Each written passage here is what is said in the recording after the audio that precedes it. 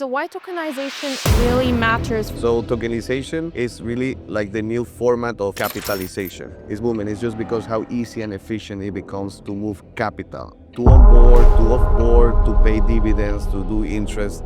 Heavy burden like the real estate or the gold mines, which are very much in paper format for them to be capitalized. Now, if you put them in the token format, it becomes highly tradable. What's the most unexpected asset someone has approached you? For me, kind of like a fish factory. I mean, it can provide some drive interest on top. I wouldn't invest there, but obviously there's always an appetite for anybody. I mean, in the end, it's all about the returns, right? If there are the returns and if the project is solid, people will invest. How does Brickken distinguishes itself from all of the other tokenization platforms? Again, we've been building for so long and studying so many variables, angles, obviously pivoting, seeing everything. And what we deliver is what is today probably, without a doubt, the best user experience for tokenization. Very neat, simple, and people on the web too, they want that. They don't want blockchain. They don't care about the infrastructure. They just care about the execution layer. I'm not selling a blockchain product. I explain it in terms that they understand. This is a digital formation, capitalization, and what really differentiates us is that all our know-how got embedded into a great user experience that anybody can use. Abstraction of chain, abstraction of wallet, and the provision is just a Web2 app.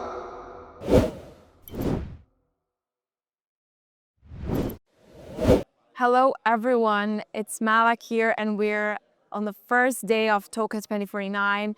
Joining me here is Edwin Mata, founder and CEO of Brickken.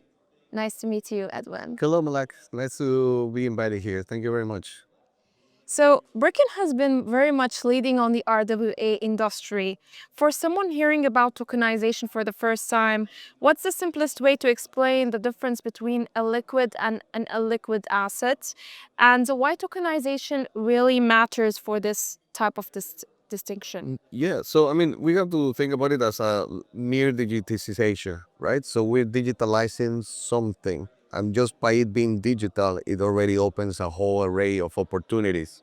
So tokenization is really like the new format of capitalization. So it's the movement of capital to projects from outside projects, and that's why it's kind of like it's booming. It's just because how easy and efficient it becomes to move capital, to onboard, to offboard, to pay dividends, to do interest. And basically what we're trying to accomplish here is kind of like what you said about illiquid assets, heavy burden like the real estate or the gold mines, which are very much in paper format for them to be capitalized. Now, if you put them in the token format, it becomes highly tradable. And that's the whole point of it. Making something, if you put the speed and the parameters of a market, you create that illiquid version into a liquid version. That's a very important distinction. And for Brickken, what asset class are you focusing on and are you tokenizing? Yes. So we're agnostic because we don't tokenize ourselves. We provide the software solution for companies to be able to tokenize whatever they want. We're a software as a service company. I'm a SaaS. But that allows my company's clients to really come, and if they want to tokenize whatever, real estate, IP, art, entertainment, it don't matter. I give them the funnel for them to be able to do that kind of tokenization on their own. That's amazing to hear that. So are you currently working with institutions? Yes, actually, we have a couple of POCs that we're gonna launch with some financial institution. I cannot disclose because yeah, NDAs. But basically, now we see the scaling of or the maturity of the Web3 world, right, of the blockchain, which is allowing us to penetrate with the market that we feel most confident about because it's the institutional money, right? It's the liquidity. And yeah, we have a lot of conversations going on around this because the interest on them tokenizing their portfolio or giving access to a new type of investor is much of the interest. So yes, it's a good time to be in the tokenization sector. And I think that with Brickken, it's not like the first time to hear this. You've been in the market for quite some time. You've tokenized over $300 million across 16 countries. That's a very impressive scale. So what's the most unexpected asset someone has approached you to tokenize? Yeah, I mean, in the end, we cannot judge whatever they want to tokenize, and we have a couple ones that are quite weird for me, kind of like a fish factory. I mean, it can provide some drive interest on top. I wouldn't invest there, but obviously there's always an appetite for anybody. I mean, in the end, it's all about the returns, right? People is if they're the returns and if the project is solid, people will invest. So yeah, we have a couple of cases like that where I will personally be like, okay, but since I'm at the software layer, if they want to do whatever they want to do, I just hope that my infrastructure works and the rest is on them. But you're mainly focusing on financial instruments, right? Correct. So that's a good distinction because to tokenize an asset, you all tokenize the underlying asset. The underlying is a financial instrument. So I want to put example. There's a real estate company. You don't tokenize the real estate. You tokenize the precedence of the real estate, meaning the company issues a loan to be able to build the real estate, and from the explosion of the real estate, repays the loan and the interest on top.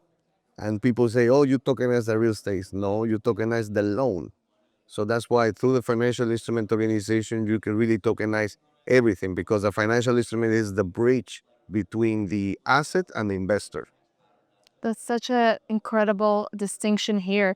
So basically, we're seeing tokenization move from just a buzzword, like you mentioned, that anyone can actually tokenize anything, right? But there's definitely a distinction between illiquid assets and liquid assets. So, what's kind of like something or a reaction that you've gotten from traditional financial players when you explain what Brickken does, especially that a lot of VCs, they're moving from just traditional equity, they're focusing also on tokenizing it on the blockchain. Yeah, so I mean, the question goes back to like we've been educating the space for a very long time. We started 2020, and at the beginning there was a high risk. They didn't understand what was happening in this side of the scope, right? So once they see the efficiency, the optimization, the reduction of fees, the transparency, the movement, kind of like they say like, okay, that's why tokenization is making sense.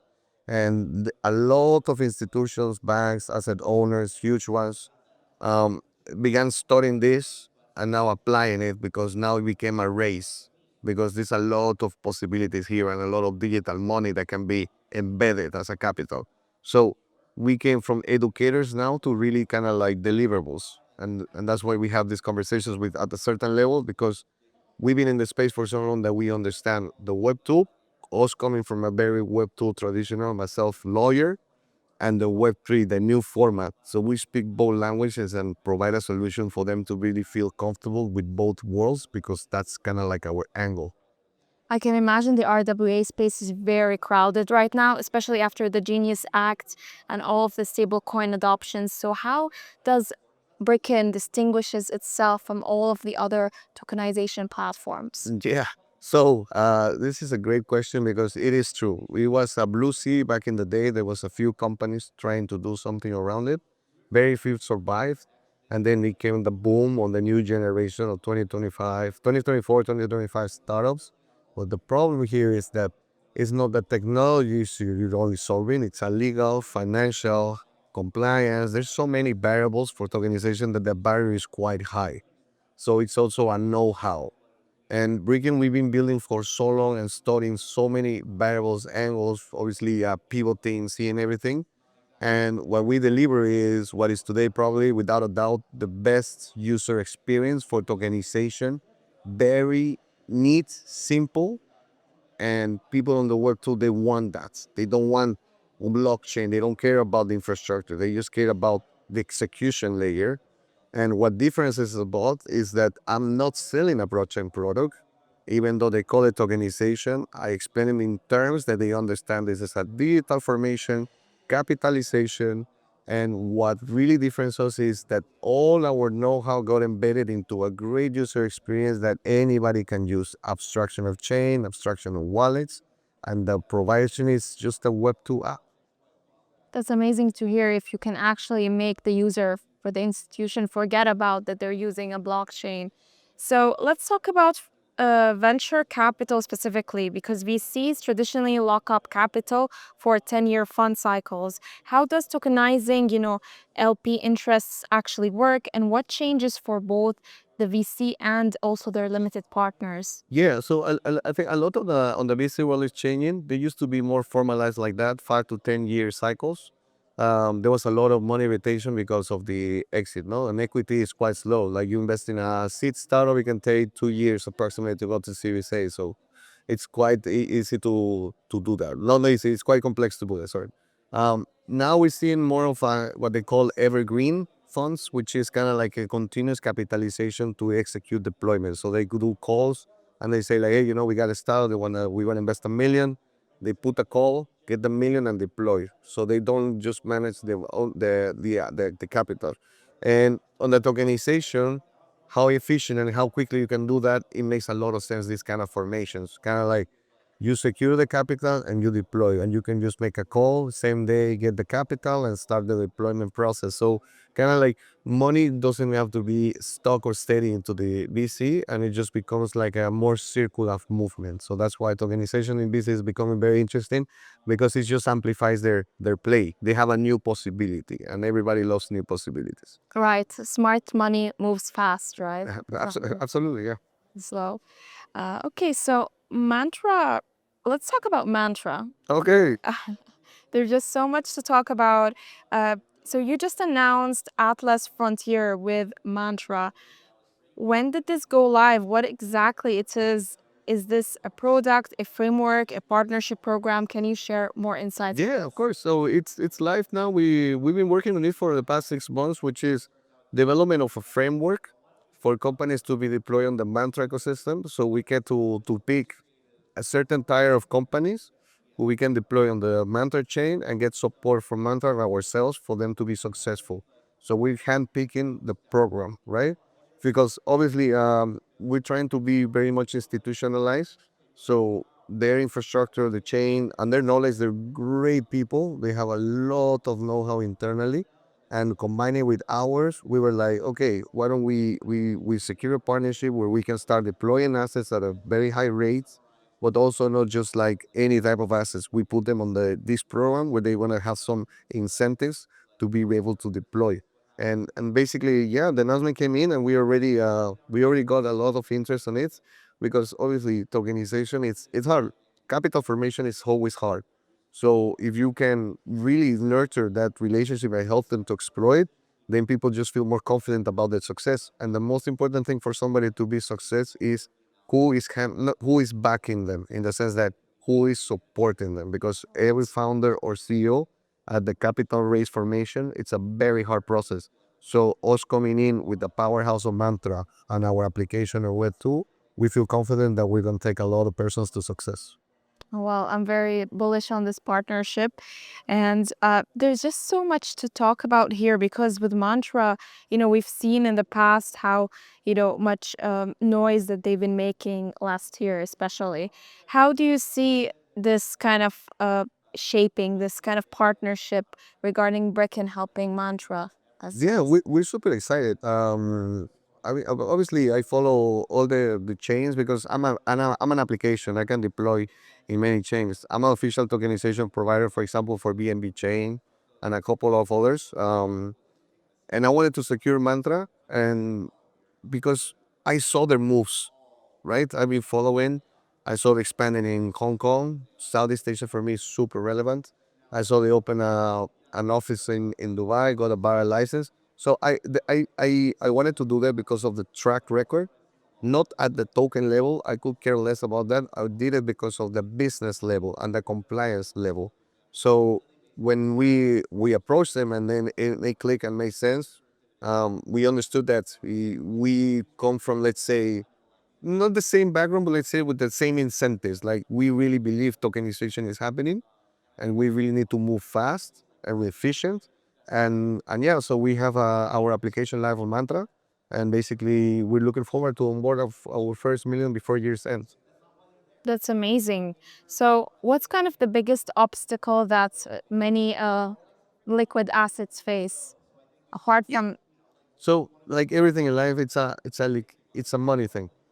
Even though you make it something very liquid and highly tradable and achievable, you still need to bring in the capital to move that market.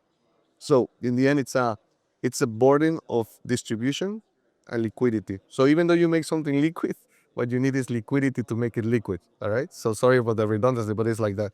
And basically, we are at that stage where now we are Brickken working also to bring that liquidity to the assets that we tokenize. That's amazing. So you're deploying on Mantra chain, which has a VAR license from Dubai. Does this mean that tokenized assets are Dubai based, or can you still tokenize like European or US assets through the infrastructure of Brickken? Yeah. So I mean, the access to the asset became worldwide, right? Big companies will always choose their jurisdiction of preference. We don't block any jurisdiction. On Mantra, we can push them into the area, but it's not a necessity. We can still tokenize outside. Just that some things will be more relevant coming soon. Some things we cannot say about what's happening, but for some projects, it will make more sense to be in situ. But regardless, we can have clients from all around the world, and it's doable with the application and the chain. What's your thought on a NASDAQ trying to push SEC to tokenize funds and really push on the whole RWA narrative? Yeah, for me, I celebrated that day. I was the biggest capital market in the world. Just requested the SEC, the most regulated entity in the world, to become a tokenized market. I mean, it talks by itself. I don't have to say anything. That's how fast we're moving, and it's a wake up call for everybody. Okay, amazing. Are there any other opportunities in the RWA space that we haven't explored, or you think that it's quite underrated? No one is really paying attention on to it? Yeah, I think right now the most famous vertical in RWA is stablecoins, obviously. Then we have people tokenizing stocks from Nasdaq, also already travel stuff. But I think that the real gem is gonna be private credits, debt, loans, and that's where we have always been focused. So I think that's gonna become as soon as gonna become an exploitable asset, but we're already there. So yeah, our vision is actually becoming true.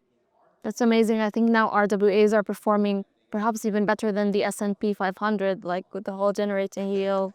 Yeah, some are actually. Some are, especially physical gold. Well, I'd like to ask you the last question, which is regarding Brickken. How do you see the future of your infrastructure evolving in the next years? What are your ambition or goals, especially after the Mantra Yeah, partnership? I mean, this year we have the mission to create a great user experience that clients could onboard themselves. We are weeks away from achieving it, so we comply with a technology roadmap that we say, we need to abstract this, we need to make it simple. It's achievable. Now we believe it. All right, so we started onboarding a lot of clients. The new clients love the new version because it's simple and intuitive. So from that product side of things, I think the next generation of what we do is just amplifying that and making it more better, right? But the real thing about what you ask about what is Brickken is okay with a great product and a lot of clients, you need exposure. So the Q2, okay, second semester of this year was awareness. Then I like, we are here, we have the product, we understand, and that's gonna give us a lot of exposure. So it's positioning Brickken. So the next couple of years is obviously doubling down on this, but also ourselves. Cannot disclose too much, but we're gonna become a regulated entity ourselves. So we're stepping up of our game, saying we have a great product, but now I have the legal layer to do a lot of other things that we wanna do and keep stacking those blocks until we become what we have to become, which I cannot disclose, but because that's essentially Just yeah, adding. that's my vision in my mind, and I cannot say that because then I will say too much. Yeah, adding one layer to another. I think what you mentioned about compliance is key, and the fact that you're leading by design is very important given all of the other horrible UX experiences that a lot of institutions face. And many institutions, they don't want to feel like they're using a blockchain, but rather than they want to make it feel like it's Web 2. So I would like to leave you with this a special edition of Block of Fame.